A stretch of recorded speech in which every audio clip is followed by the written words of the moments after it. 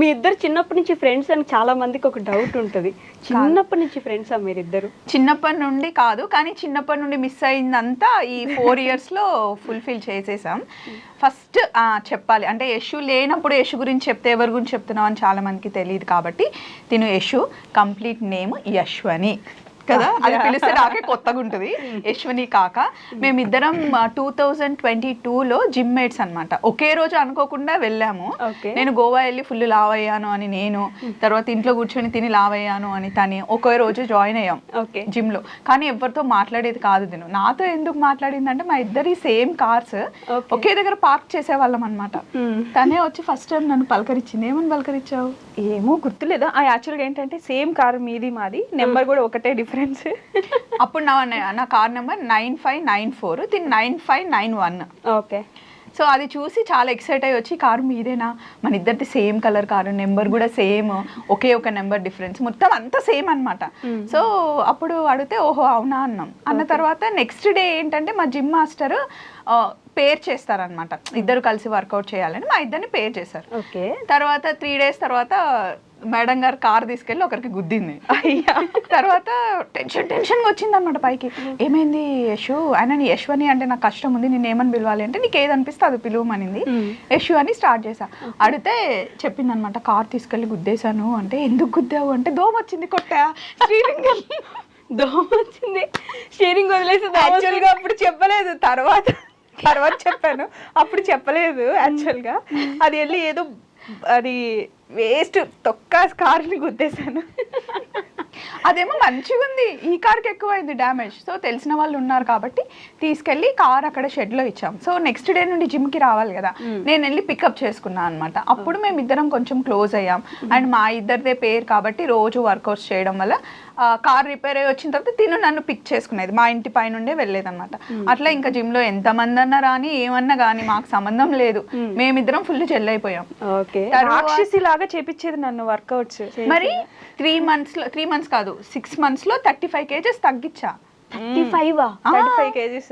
నేను ఇప్పుడు కూడా లావు ఉన్నానని చాలా మంది అంటారు, కానీ అప్పుడు ఇంకా నేను బొద్దుగా ఉండే. నా బాడీ ఫస్ట్ నుంచి బొద్దుగానే ఉంటాను నేను. ఎంత సన్నగా ఉన్నా నీలాగా నేను అవ్వలేను. సో 35 kgs తగ్గించిందండి స్వప్నకే అంట. అసలు ఒక రోజు నేను ఈటీవీ షూట్కి వెళ్తే ఆ రోజు నేను మిస్ చేస్తా.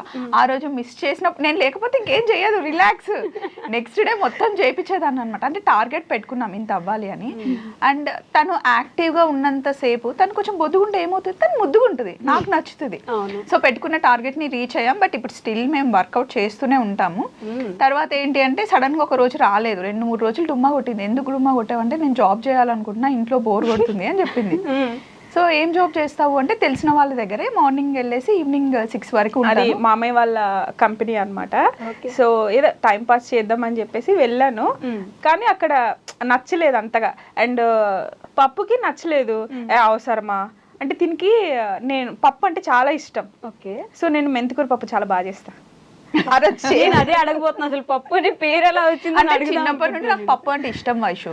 ఇంట్లో మా మమ్మీ వాళ్ళు మా చెల్లి అప్పుడప్పుడు పిలిచేదన్నమాట. తర్వాత మా హస్బెండ్ ఒక్కడే ఇప్పుడు పిలుస్తాడు, ఇంకెవ్వరు పిలవరు. తర్వాత ఇంకా మా ఆయన పిలిచింది, పట్టుకుంది, పప్పు అని పెట్టుకుంది. అంతకుముందు ఫోన్ లో వైట్ లాన్ ఉండేది. తర్వాత పప్పు అని ఫీడ్ చేసుకున్నాను. ఏదైనా స్పెషల్ గా పిలవాలి కదా సో అని చెప్పేసి ఓన్లీ బావ పిలుస్తాడు, తర్వాత యశు పిలుస్తుంది, అంతే. స్టోరీ మిస్ అయిపోయింది. అలా వెళ్ళాను, కానీ అవసరమా నీకు వెళ్ళొద్దు అట్లానండి. సర్లే అని చూశాను. ఒక 2 days వెళ్ళాను. మా కజిన్ కూడా ఉన్నాడు అక్కడ. అంత వర్కౌట్ అవ్వట్లేదు అని చెప్పేసి నేను రావట్లేదు మావయ్య అని చెప్పేసాను. 3 daysకే చెప్పేసా. యాక్చువల్గా ఏం జరిగింది అంటే జాబ్కి వెళ్తుంది తను. అప్పుడు 15,000 20,000 ప్యాకేజ్ మాట్లాడింది ఎవ్రీ మంత్. సో మార్నింగ్ వెళ్ళి ఈవినింగ్ వచ్చేసరికి వర్కౌట్ మీద ఇంట్రెస్ట్ ఉంది కానీ చేయలేకపోతుంది. ఇంట్లో వంట అండ్ గుడ్ థింగ్ ఏంటంటే అసలు మేడ్ని పెట్టుకోదు, మొత్తం వర్క్ అంతా తనే చేసుకుంటుంది. సో అది చేసి వర్కౌట్ దగ్గరికి వచ్చిన తర్వాత నువ్వు ఇంత కష్టపడ్డాం ఎందుకు అంటే ఏదో ఒకటి చెయ్యాలి, నాకు బోర్ కొడుతుంది అని. అప్పుడు నేను చెప్పా, ఏదో ఒకటి అయితే నేను మంచి కుక్ చేస్తాను, నేను షెఫ్ కదా. సో నీకు తనకి వీడియోగ్రఫీ అంటే చాలా ఇష్టం నాకు తెలుసు. జిమ్ లో ఏది చేసినా 4-5 ఫోటోలు తీసేది. సో అప్పుడు నాకు అనిపించింది అనమాట, నీకు ఫోటోగ్రఫీ అంటే చాలా ఇష్టం కదా, సో నేను వంట చేస్తాను, నువ్వు వీడియోస్ తీయు, నాకు ఎప్పటి నుండో యూట్యూబ్ ఛానల్ పెట్టుకోవాలని ఉంది. సో నువ్వు సపోర్ట్ ఉంటే అని నాకు చాలా ఇష్టం యశు అంటే. ఫస్ట్ డే నుండే మేమిద్దరం కలిసిపోయాము. ఫస్ట్ నాకు పప్పు దగ్గర ఫ్రెండ్షిప్, అది ఆ బాండింగ్ బిల్డ్ అయిపోయింది అనమాట. అంతమందిలో నేను ఎక్కువ క్లోజ్ అయింది పప్పుకే అనమాట. ఆ ఫ్రెండ్షిప్ తర్వాత మాది యూట్యూబ్ జర్నీ అనేది స్టార్ట్ అయింది. ముందు మేము ఫ్రెండ్స్ మేము ట్రిప్పులకి వెళ్ళాము. ఫస్ట్ ట్రిప్ ఎక్కడికి? ఫస్ట్ ట్రిప్ వెళ్ళక ముందే మనం ఛానల్ స్టార్ట్ చేసాం పాప. ఓకే. అయితే నేను చెప్పాను అనమాట, నేను కుక్ చేస్తా, నువ్వు వీడియోస్ తీయు, వర్కౌట్ అవుతే అవుతుంది, లేకపోతే లేదు. కానీ అందరిలాగా కాదు మన ఛానల్, కొంచెం మనం ఏంటి అనేది దగ్గరగా చూపించాలి. అంటే నేను కెమెరా ముందుకి రాను, నాకైతే ఇష్టం ఉండదు కెమెరా ముందు, ఫ్రంట్ కెమెరా, బ్యాక్ కెమెరా అయితే ఉంటా అని చెప్పింది. నిజంగా ఇష్టం ఉండదా అట్లా స్వప్నక్క చెప్పమని చెప్పింది యశోక్క? అట్లా ఎందుకు చెప్తుంది? యాక్చువల్గా కొట్టేలా ఉంది. లేదు, ఒకసారి మీరు ప్రీవియస్ వీడియోస్ చూసుకుంటే నేను ఒక గిఫ్ట్ తీసుకొచ్చాను, వాచ్, దీనికి స్పోర్ట్స్ వాచ్ తీసుకొని వస్తే ఇది నా యశు గిఫ్ట్ ఇచ్చింది అని చెప్పేసి నేను వీడియోలో కూర్చోబెట్టింది. ఆ వీడియో చూడండి, మీరు కావాలంటే చూడండి, నా చూపులు ఎటో ఉంటాయి. అది ఫస్ట్ వీడియో. నన్నే అంటుందా? మీరు అంటే అందరినీ చూడమని చెప్తున్నాను. అయితే ఫస్ట్ నాకు రూల్ అదే పెట్టింది, ఫ్రంట్ కెమెరా నాకు ఇష్టం ఉండదు అండ్ నేను కంఫర్ట్ ఉండను అని. అయితే ఫస్ట్ అయితే స్టార్ట్ చేద్దాం, తర్వాత చూద్దాం అని చెప్పేసి ఛానల్ అంతా ప్రిపేర్ చేసాం. కానీ ఆ రోజు ఇంకా ఛానల్ ఓపెనింగ్ అనౌన్స్ చేయడం అట్లా ఏం చేయలేదు. నేను ఈటీవీ షూట్కి వెళ్తే September 30th అమ్మవారిని చాలా బాగా రెడీ చేసాం, దసరా స్పెషల్ ఎపిసోడ్ అనమాట. రెడీ చేసిన తర్వాత నాకు అనిపించింది అమ్మవారిని ఫస్ట్ ఈ వీడియో పెట్టాలని ఒక వీడియో తీసి యశుకు పంపించి ఈ రోజు ఛానల్ స్టార్ట్ చేసేయి, ఈ రోజు నుండి మనం వీడియోస్ పెడదామని చెప్పారు. ఇమీడియట్ గా వర్కౌట్ చేయడం ఆపేసింది, జిమ్ లో ఉంది, ఎక్కడికి వెళ్ళినా మాకు ఆ జిమ్మే వస్తుంది. అక్కడ వర్కౌట్ చేయడం స్టాప్ చేసేసి ఆ వీడియో అప్లోడ్ చేసి మన ఛానల్ ఈ రోజు నుండి అఫీషియల్ గా స్టార్ట్ అవుతుంది అని అనుకున్నాం. తర్వాత అన్ని ఓన్లీ చిన్న చిన్న అంటే నేను ఏదైనా కుక్ చేసిన సాంగ్ చేసి పెట్టేవాళ్ళం. తర్వాత మేము ట్రిప్కి వెళ్ళాం. ఎక్కడికంటే ఒక 2-3 months అయింది ఛానల్ స్టార్ట్ చేసి, కానీ అంత యాక్టివ్గా ఏం లేము. October 5th I think, October 5th 6th మేము వెళ్ళాము టూర్కి. ఫ్యామిలీ అంతా కలిసి మేము వెళ్ళింది ఫస్ట్ ట్రిప్ అనమాట, బెంగళూరుకి వెళ్ళాము. సో అక్కడ కొంచెం కొంచెం పెట్టాము, కానీ అది కూడా ఇప్పుడు ఏం క్లిక్ అవ్వలే. తర్వాత రాజమండ్రికి మాది మ్యారేజ్ డే ఉంది అని చెప్పేసి December 16th వెళ్ళి December 18th ఇంకొకరిది పెళ్ళి ఉండే మా కజిన్ వాళ్ళది. సో అక్కడికి వెళ్ళిన తర్వాత రోడ్డు మీద వెళ్తూ ఉంటే కర్ర పెండలాలు అనిపించాయి మాకు. ఆగి నాకు నిజంగా తెలంగాణలో నేను ఎప్పుడు చూడలే, అక్కడ ఫస్ట్ టైం అవి అట్లా కాల్చడం చూసా. అప్పుడు నాకు తెలియదు కదా కర్రపెండలం, ఫస్ట్ టైం చూస్తున్నా, దీన్ని ఇట్లా తింటారా అట్లా తింటారా అని పెట్టా. అది ఫుల్ వైరల్ అయిపోయింది. కొన్ని పాజిటివ్ కామెంట్స్, మీరు షెఫ్ అయ్యింది ఇది కూడా తెలీదా, కొన్ని ఏమో ఇంకా వైరల్ అయిపోయింది. అది అప్పటి నుండి ఛానల్ ఇంకా వెనక్కి తిరిగి చూడలే. నా జీవితాన్ని మార్చింది కర్రపెండలం. కర్రపెండలం కాదు యశోక్క అండ్ స్వప్నక్క, అడల్ట్ ఫ్రెండ్షిప్ అంటే చిన్నప్పటి నుంచి మనం చూసిన ఫ్రెండ్షిప్ కాదు అది, ఇట్స్ ఎ డిఫరెంట్ థింగ్ కదా. అంత ఈజీగా మనకు కనెక్ట్ అవ్వలేము ఒక మనిషికి. అది కూడా సర్టెన్ ఏజ్ వచ్చిన తర్వాత మనకు ఒక బౌండరీ పెట్టుకుంటాము, అసలు మాట్లాడకపోతే ప్రశాంతంగా ఉంటుందిలే, ఈ స్టేజ్ లో ఉంటాం. అలాంటిది అంత క్లోజ్ ఎలా అవ్వగలిగారు మీరిద్దరు? అంటే నాకైతే అక్క చెల్లెళ్ళు ఉన్నారు కదా, సరిత, చిన్న, అండ్ మా కజిన్స్ కూడా చాలా మంది ఉన్నారు. అందరికి నేను అక్కనే, కానీ తిన ఒక్కతే. తన బ్రదర్, కానీ బ్రదర్ హాస్టల్లో తిను హాస్టల్లో ఉండడం వల్ల ఇంకా ఒకతే సిస్టర్, ఇంకా ఎవరు లేరు. తనకి ఎందుకో నన్ను చూసినప్పటి నుండి ఇదే నా అక్క అని ఫిక్స్ అయింది. నేను లాస్ట్ టైం ఇంటర్వ్యూలో కూడా చెప్పాను కదా నా బిల్లా అని చెప్పి. అయ్యో తెలుసా దిలీప్ గారు కూడా మేమిద్దరం ఒక బాక్స్ అంట. నేను బాక్స్, తిని మూత లేకపోయినా బాక్స్, బాక్స్ లేకపోయినా మూతకి వాల్యూ ఉండదు అని అంటారు అనమాట. అదేంటో అట్లా వచ్చేసింది. ఏంటి ఆ ఒక 1 point స్వప్నక్కే నాకు ఫ్రెండ్, స్వప్నక్కే నాకు అక్క అని అనిపించిన ఒక పాయింట్ ఏంటి? అంటే ఎలా అంటే ఇప్పుడు చిన్నప్పటి నుంచి మనము గ్రోనప్ అవుతాం కదా, ఇంట్లో ఉన్న పేరెంట్స్ మంచిగా చూసుకుంటారు, తర్వాత సిబ్లింగ్స్ చూసుకుంటారు. సో వన్స్ మ్యారేజ్ అయిన తర్వాత హస్బెండ్తో ఒక బాండింగ్ ఉంటుంది, ఒక్కొక్కరితో ఒక బాండింగ్ ఉంటుంది. నేను జిమ్ జాయిన్ అయిన తర్వాత అప్పటి వరకు నా సర్కిల్ అనమాట, ఓన్లీ V3 ఉండేవాళ్ళం, మా హస్బెండ్, మా బాబు ఉండేవాళ్ళం. వన్స్ నేను అక్కడ నాకు పప్పు పరిచయం అయిన తర్వాత ప్రపంచం అంటే ఏంటి అనేది నాకు తెలుసుకున్నాను. నేను యాక్చువల్లీ నాకు ఇలా ఉండాలి అలా ఉండాలని బౌండరీస్ ఎప్పుడు పెట్టేది కాదు. ఫస్ట్ థింగ్ నేను ఎలా ఉన్నానో నన్ను అలా ఉండనిస్తుంది. అది తన విషయంలో నాకు చాలా నచ్చుతుంది. ఇప్పుడు నేను ఎంత కోపంగా మాట్లాడినా తను ఫస్ట్ అండర్స్టాండ్ చేసుకునేది ఇప్పుడు దీని కోపంలో ఉంది, ఏం మాట్లాడొద్దు అని చెప్పేసి కొంచెం స్పేస్ ఇస్తుంది నాకు. అది నాకు చాలా నచ్చుతుంది. వేరే వాళ్ళు ఎలా అంటే వెంటనే తీసేసుకుంటారు, మనం ఏది ఇస్తే అది రిఫ్లెక్ట్ వచ్చేస్తుంది. కానీ స్వప్న ఐ మీన్ పప్పు గారి దగ్గర నుంచి నాకు అది రాదు. పప్పు గారు రూపుతుంది అంటే నాకు అర్థమైపోయింది యశు. దానికి కోపంలో ఉంటే దాన్ని ఎవరు ఆపలేరు. ఇంకా మనం అన్నాం అనుకో ఇంకెక్కువ అయిపోతుంది, హైపర్ అయిపోతుంది అనమాట. కూల్ అయిపోయిన తర్వాత ఏది చెప్తే అది వింటది. అండ్ ఇంకొకటి వైషు, ఒక్కటి నేను నిన్ను అడగాలి, అంటే నీ దగ్గర అయితే ఓపెన్ గా మాట్లాడతాను కాబట్టి. సో యశు ఇంట్లో ఉంది, ఓన్లీ హౌస్ వైఫ్ ఉంది. తను ఏంటో నాకు తెలుసు కాబట్టి తను ఇట్లా బయటికి తీసుకొచ్చాను.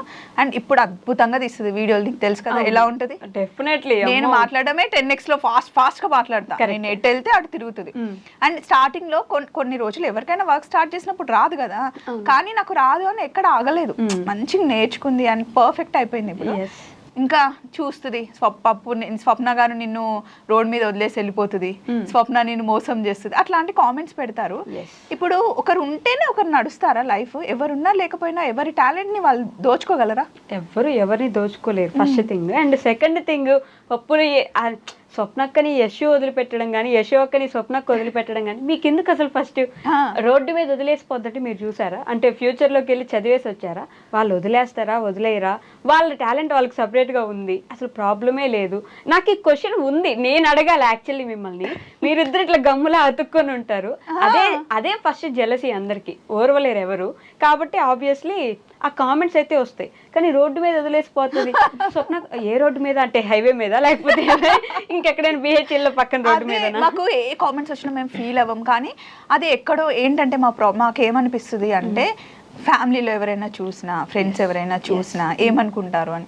ఎందుకంటే అంటే ఒక హౌస్ వైఫ్గా ఉన్న అమ్మాయిని బయటకు తీసుకొచ్చా. యశు అనే కాదు, మీకు కూడా చెప్తున్నానండి, లేడీస్ అన్నప్పుడు ఇంట్లోనే ఉండాలి అని కాదు, బయటికి వచ్చి ఎంతో చేయగలం. అలా సపోర్ట్ కావాలి. ఇప్పుడు యశుకి నేను సపోర్ట్, అలాగే మీ చుట్టుపక్కల ఉన్న సపోర్ట్ తీసుకోండి. కానీ ఇప్పుడు నేను యశుని నిజంగానే ఒకవేళ వదిలేసిన, లేకపోతే నేను లేకపోయినా తను దునియాలో బతకగలదు. ఇప్పుడు ఒకప్పుడు 4 years బ్యాక్ భయపడేది, అమ్మో నేను వెళ్ళలేనేమో, నేను జాబ్ చేయలేనేమో, నాకు నలుగురితో మాట్లాడడం సెట్ కాదు. జిమ్ లో ఉన్నప్పుడు కూడా అనేది, ఎందుకు వాళ్ళతో మనం మాట్లాడాలి, లేకపోతే ఏమవుతుంది, మన ఫ్యామిలీ ఉంది కదా, మనకు ఫ్రెండ్స్ ఎందుకు, వాళ్ళు ఎందుకు, వీళ్ళు ఎందుకు అనేది. కానీ ఇప్పుడు మా సర్కిల్లో ఎవరైనా 4 రోజులు ఫోన్ చేయకపోతే తనే ఫోన్ చేసి మాట్లాడుతుంది.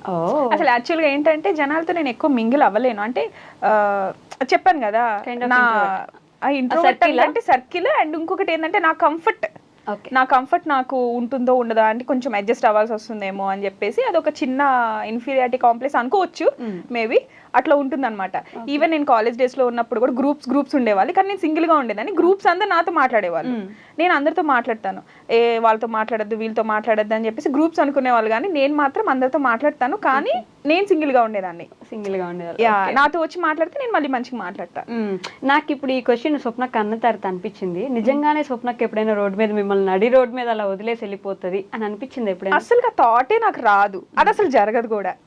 అసలు ఎందుకు వదిలేస్తాం వైషు కదా? అసలు మీకెందుకండి? నేను ప్రతిసారి మీ కామెంట్స్ లో చూసినప్పుడు ఎక్కడి నుంచి వస్తారా మీరంతా? అసలు ఈ ఆలోచనలు ఎందుకు వస్తాయి? అసలు ఏది కూడా ఎప్పుడు కూడా మేము ఏదైనా గొడవ పడ్డా కూడా అనుకుంటాం. అనుకోని వాళ్ళు ఎట్లుంటారు, ఏదైనా వర్క్ లో ఇష్యూ, మా ఇద్దరికి ఎప్పుడు ఇష్యూలు ఏం రావు అసలు. వర్క్ గురించి అయినా, లేకపోతే ఎవరైనా క్లయింట్ గురించి అయినా, నువ్వు ఎందుకు అలా అట్లా దానికి వస్తుంది కదా. ఇమీడియట్ గా నాకు అనిపించింది నేను చెప్పేస్తా, తనకు అనిపించింది తను చెప్పేస్తుంది. మేము ఒక ఇష్యూ గురించి గొడవ పడ్డాం కానీ మాది కాదు అనే అండర్స్టాండింగ్ మాకుంది. ఫస్ట్ థింగ్ అది ఇష్యూ గురించి ఉంది, కానీ మీ ఇద్దరి మధ్యలో లేదు. ఏ రోజు గొడవ రాలేదు, అసలుకి రాదు కూడా. అది మేము అర్థం చేసుకున్నాం. మా పాయింట్ ఏంటి అంటే, ఓ పలానా విషయం కోసం మేమిద్దరం అనుకున్నాం, కానీ నా తప్పు లేదు, మా ఇద్దరికి ఏం ప్రాబ్లం లేదు, అసలు అది రాదు కూడా. వచ్చినా దాని గురించి పట్టించుకొని గొడవ పడే స్టేజ్ దాటేసాం. సో ఈ విషయం గురించి వచ్చి నేను ఇంకా ఒక కామెంట్ కూడా చూసాను. ఏంటంటే ఎవరో ఒక ఇష్యూ ఎంత క్యూట్ గా ఉంటది, భలే ఉంటది, ఫ్రేమ్ లో కనిపిస్తా అంటే కింద అంత మంచిదేం కాదులే, ఇష్యూ అంత మంచిదేం కాదంటలే, స్వప్నతో ఎవరైనా ఫ్రెండ్షిప్ చేసినా, స్వప్నకి ఎవరైనా దగ్గర అవుతున్నా వాళ్ళని దగ్గర ఉండనివ్వదంటలే, ఆమె కూడా అంత మంచిది కాదంటలే, ఇలాంటి ఒక కామెంట్ కింద రిప్లై చూసాను నేను. So I need answer from you. నాకు మంచిదే నాతో బాగుంటుంది, అండ్ అందరితో బాగుంటుంది, నాకు నచ్చుతుంది. ఇప్పుడు నా కళ్ళతో చూడండి మీకు నచ్చుతుంది, నా నోటితో మాట్లాడండి మీకు నచ్చుతుంది, నా హార్ట్తో లవ్ చేయండి నాకు నచ్చుతుంది. మీకు దగ్గర అయ్యే వాళ్ళని దూరం చేసేసి యశు మాత్రమే మీకు దగ్గరగా ఉండాలని ఎందుకు చేస్తుంది? నాతో ఇప్పుడు యశు వచ్చిన తర్వాత ఒక క్వశ్చన్, యశు నేను ఇద్దరమే స్టార్ట్ చేసాం ఛానల్, తను వీడియో తీసేది, నేను కుక్ చేసేదాన్ని. తర్వాత నేను ఇలా అడుగులు వేస్తుంటే నా వెనకాల ఇప్పుడు ఒక 10 మంది అయ్యారు. వాళ్ళు ఎవరు నా ఫ్రెండ్స్ కాదు, నా చుట్టాలు కాదు, సో నా జర్నీలో వచ్చిన వాళ్ళే. సో యశు దూరం చేస్తే వాళ్ళందరూ వెనకాల ఎందుకుంటారు? ఎస్, ఒకరు దూరం చేస్తే దూరం అయ్యేంత వీక్గా ఉండేంత ఫ్రెండ్షిప్ వాళ్ళతో నేను ఫ్రెండ్షిప్ చేయ. నాకు స్ట్రాంగ్ ఉమెన్ అంటే ఇష్టం. మా అత్తమ్మ ఎంత స్ట్రాంగ్ ఉంటుందో తను నాకు అంత స్ట్రాంగ్ ఉండడం నేర్పించింది. సో ఇప్పుడు దూరం చేస్తే నేను డీల్ చేసుకుంటా అండి, నేను ఇనఫ్ స్ట్రాంగ్. అండ్ ఇంకొకటి నేనేంటంటే నేను చెప్పాను కదా నాకు కొంతమంది నచ్చుతారు అని చెప్పేసి, స్టార్టింగ్ లోనే అట్లనే ఉండేదాన్ని. నేను మా హస్బెండ్, పప్పు, బావ, పిల్లలు, వీళ్ళ వరకే నాకు చాలు, V8 అని మేము ముద్దుగా పెట్టుకున్నాం. ఎక్కడికి వెళ్ళినా మేమే వెళ్ళాలి, మేమే ఉండాలి. లేను కదా గ్రూప్ లో, నువ్వు వస్తే నువ్వు కానీ ఎప్పుడు బిజీ ఉంటావు కదా వైషు. స్టార్టింగ్ లో అట్లా ఉండేది, అట్లానే ఉండేది. కానీ ఇప్పుడు అట్లా కాదు. లైఫ్ అంటే నలుగురే కాదు, జనాలు ఉండాలి, జనాలంటే నాకు చాలా ఇష్టం అని చెప్పేసి పప్పు ఎప్పుడు చెప్తుంది. ఇప్పుడు నన్ను ఎప్పుడు తిడుతుంది, ఎట్లా అంటే నువ్వు మారవే, నువ్వు అంతే అని అంటది. కానీ ట్రై చేస్తున్నా నేను ఓకే మనుషులతో మింగిల్ అవటం కోసం అని చెప్పేసి అందరినీ తిని కోసం నేను చాలా చాలా యాక్సెప్ట్ చేస్తా. ఓకే, అలా ఎందుకు యాక్సెప్ట్ చేస్తానంటే పప్పు కూడా అంతే, నా కోసం చాలా చేస్తుంది కానీ బయటికి కనిపించదు, అందరి కోసం చాలా చేస్తుంది. సో అందుకోసం నేను తన కోసం ఏదన్నా చెయ్యాలి అని చెప్పి నాకు ఎప్పుడు అనిపిస్తుంది.